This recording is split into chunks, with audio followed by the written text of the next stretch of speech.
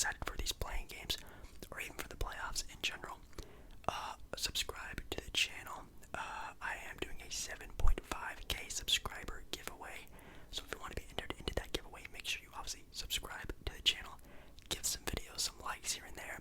Definitely helps me out a lot, and also maybe will just maybe boost your chances in winning that giveaway. Yeah, that being said, let's finally get started with tonight's video. Okay, everyone. So, as I was saying, the playing games start May 18th, and the playoffs officially start May 22nd, which I should have announced this earlier, like way earlier. I'm actually going on vacation next week, so I will be posting during that time, but I do leave the 22nd. I leave that day, and I'll be gone till the 29th. So, I don't know if there will be videos when I'm gone. I can try to make some pre-upload videos, but to be honest, I really need a vacation, not only from normal life that's been hectic, but also YouTube and my mental health from YouTube. YouTube, if you guys haven't known, has been really messing with me the past couple months. It's been a roller coaster of a lot of high highs. Definitely, in December and January on my channel, and then some very low lows recently on my channel. I just feel like I'm stuck in a rut, and hopefully this vacation can help me not only in my personal life but also in my ASMR life as well. So yeah, I probably should have said that earlier, but anyways, taking a look at the bracket over in the Western Conference are the 10th seeded San Antonio Spurs will be going on the road to play the Memphis Grizzlies, which are pretty much some rivals. I know back in the day they were. I'm not really sure they really have that rivalry now. Obviously, a lot of those players are gone and retired since their rivalry days. But then, a little bit of a new rivalry. We have LeBron versus Steph again, baby. We have the 8th seeded Golden State Warriors going up against the Los Angeles Lakers. Wow.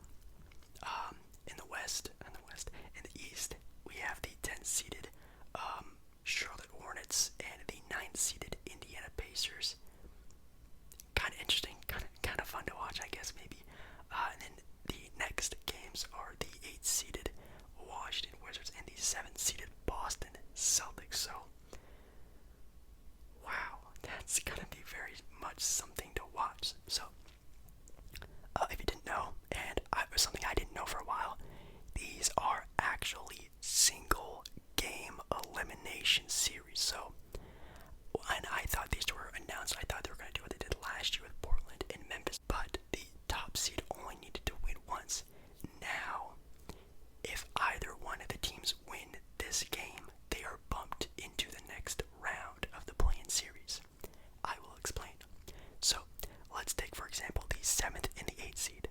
Let's say that the 7th seeded Lakers beats the 8th seeded Golden State Warriors. Then, the 7th seeded LA Lakers are now the 7th seed. They will play the 2nd seed. The Warriors would move on to the second round of the play-in series. They would play the winners of the 9 and 10 matchup game. And the loser of the 9 and 10 matchup game, they're done, they're knocked out. But the winner, let's say San Antonio upsets the Memphis Grizzlies, even though they're the 10th seed, they would move on. They would play the Warriors in the sort of last chance game, where, let's say, the San Antonio Spurs beat the 8th seeded Golden State Warriors in that game. They would move on into the playoffs, making them the 8th seed. So a 10 seed could potentially be a 8 seed or even upset a 7 seed. It could get that crazy. So let's start out with the 9 and 10 matchups. Over in the East, we have the Indiana Pacers and the Charlotte Hornets against each other. Obviously the Charlotte Hornets are the 10th seed now, which, obviously it seems like a week or 2 or 3 weeks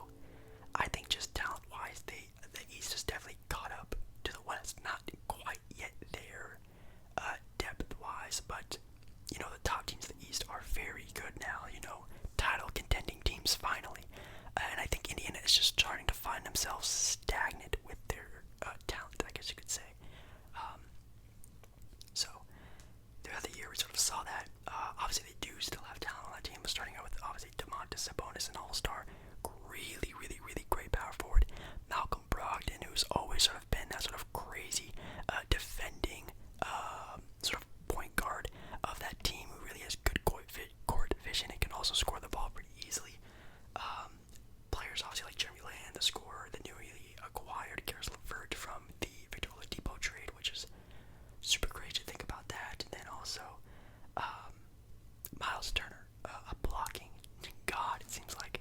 So that team, very much like the Charlotte Hornets, it could have either been, a top, 4 or 5 seed in the Eastern Conference, or a bottom feeder, again, find themselves somewhere in the middle.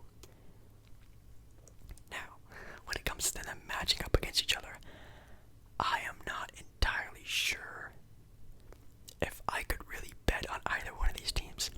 I have definitely seen both sides of these teams where, obviously with the Indiana Pacers, they are, they have an all-star on the team, which obviously better than the Charlotte Hornets, but they have also been a team where I could not see them scoring, more than like 100 points in a game. They seem like their offense is very, very, very one-dimensional.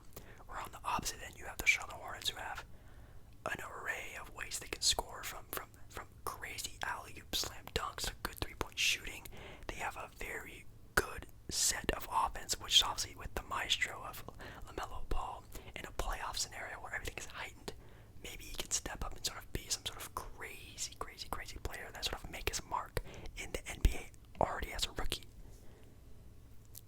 But, the fan favorite team is going to be the Charlotte Hornets, and Charlotte has been a team that's been a 4-5 seed team for a lot of the year.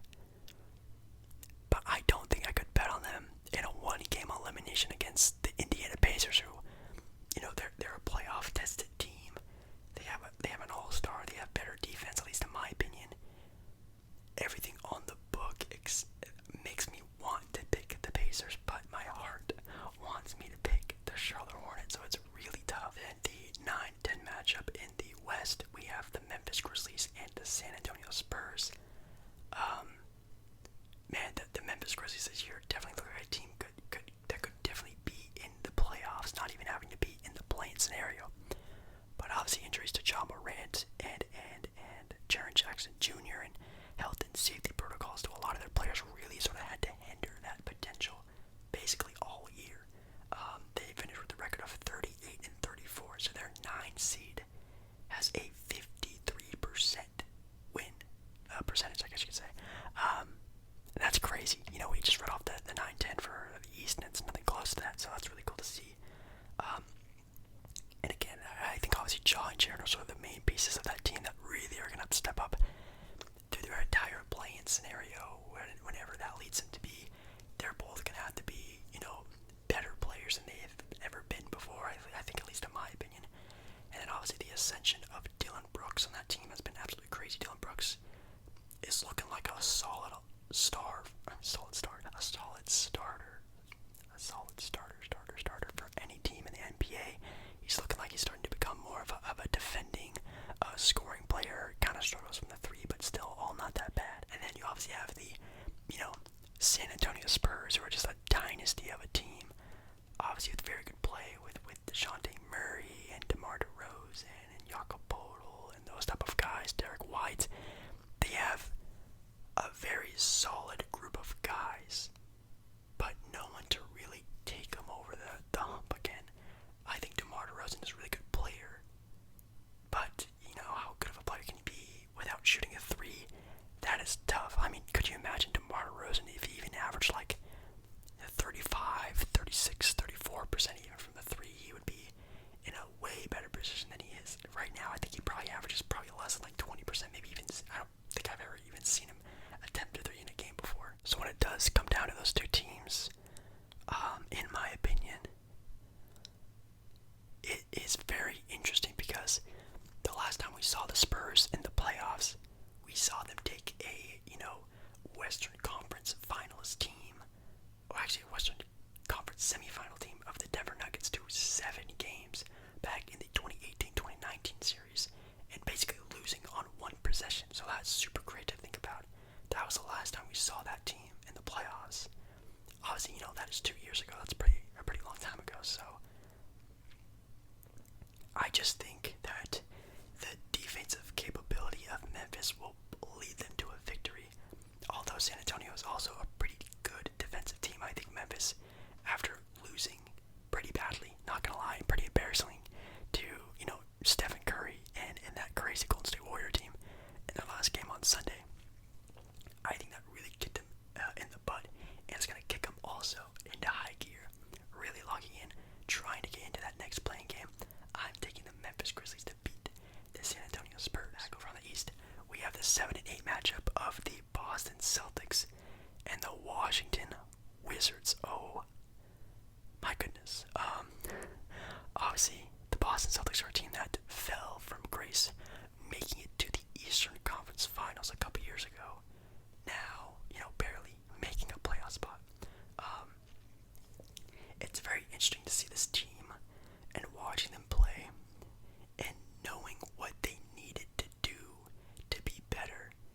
somehow nothing was done about it.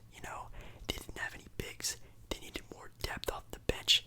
It seems like they just couldn't stay in a constant good flow of stretches of basketball games. They would have, 2 wins, 2 losses, a win here, a loss there, 3 wins, 3 losses. It seemed like they could never find a good sort of a high peak in their basketball.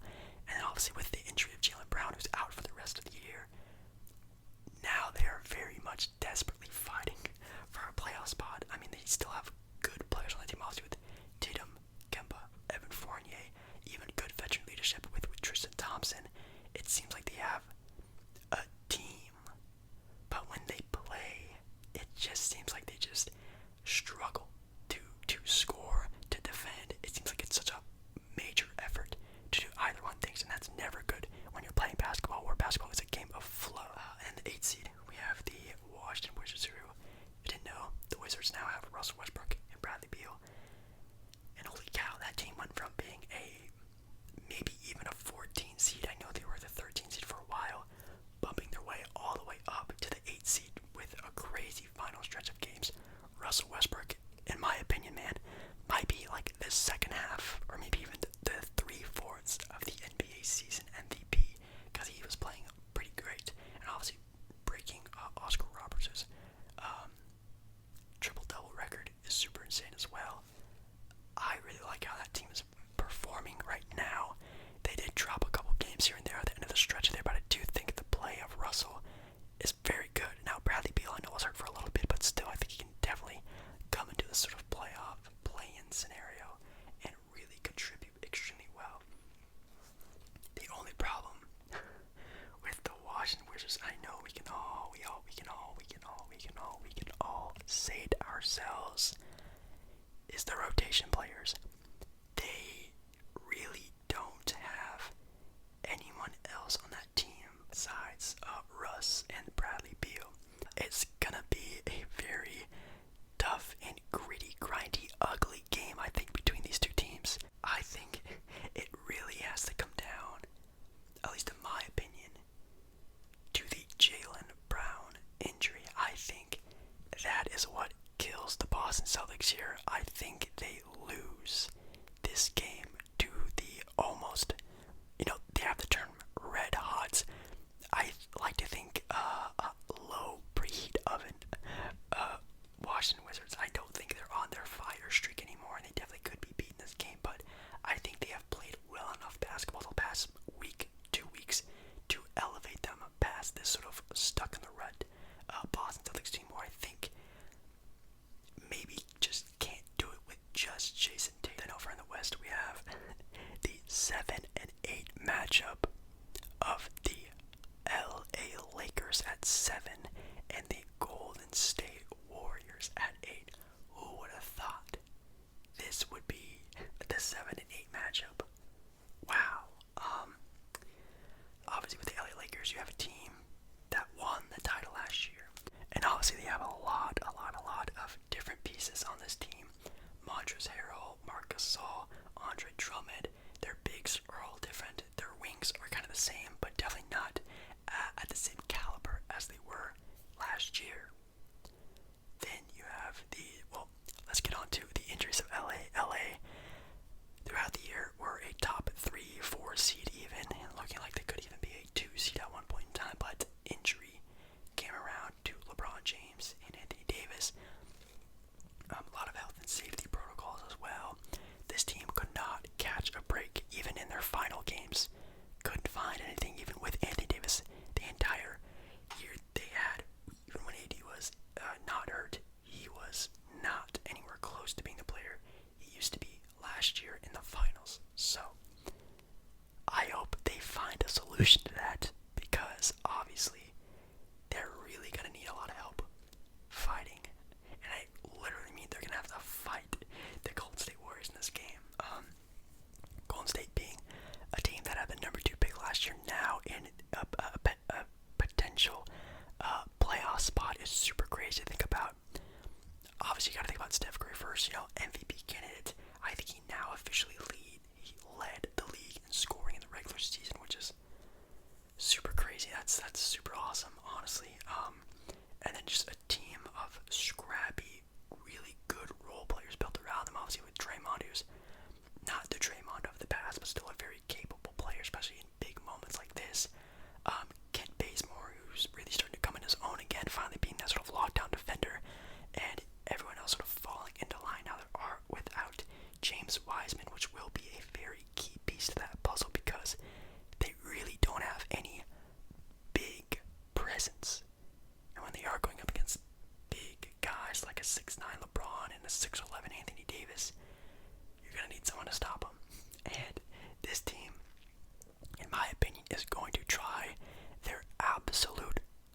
hardest to try to outscore the LA Lakers because they are gonna struggle a lot, at least in my opinion, on trying to stop their two big guys. But I am going to be picking the LA Lakers to beat the Golden State Warriors. I know I was hyping up the Warriors. I think they're a great team. Well, I think they're a good team, better than what I thought they were really going to be at the start of the year. But the LA Lakers are still the LA Lakers. And even the last two games of seeing LeBron James play with Anthony Davis again, finally, we are finally starting to see the train wheels moving, and they're going to start the motions of plowing their way into maybe a potential NBA Finals. As long as those wheels are turning for not only LeBron and AD, but everyone else on the team, I think they'll get the job done. I'm picking the Lakers to beat the Golden State Warriors. So that means let me see this real quick. In the final round of the play-in series, we have a matchup of the Warriors and the Spurs in the West, and the Memphis Grizzlies and the Warriors out in the West. And in the East, you have the Boston Celtics and the Indiana Pacers. Whoa, those are some good matchups finally.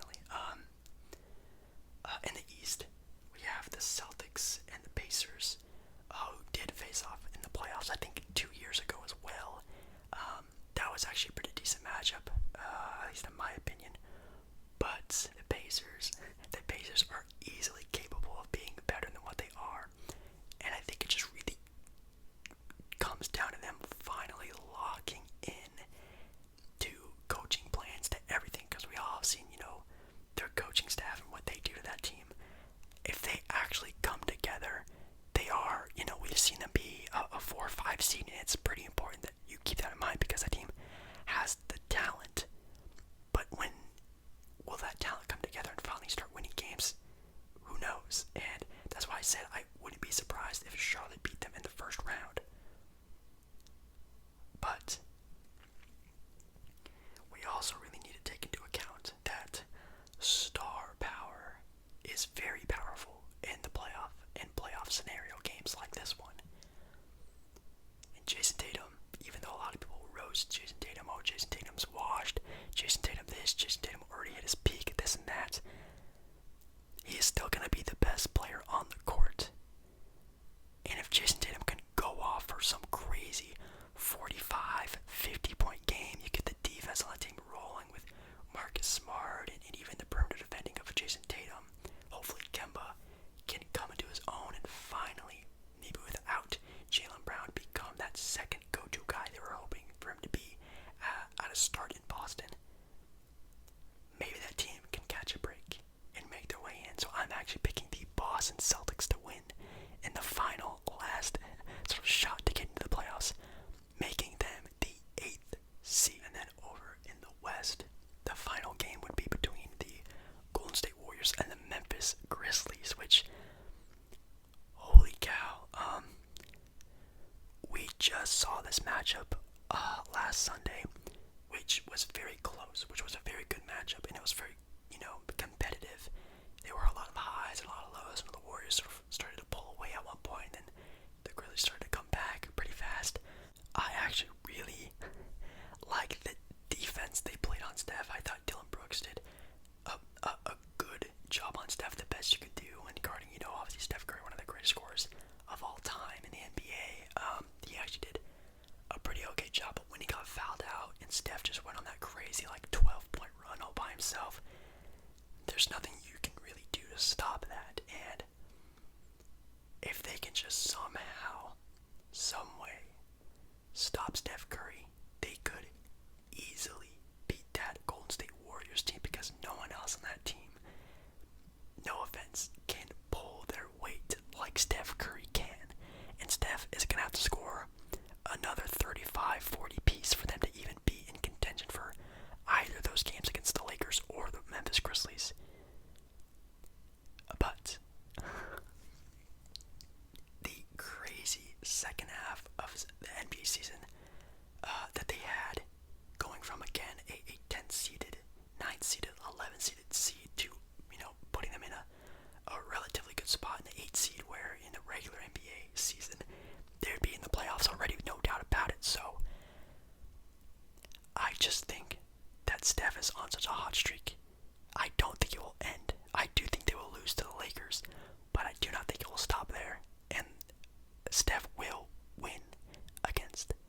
Memphis Grizzlies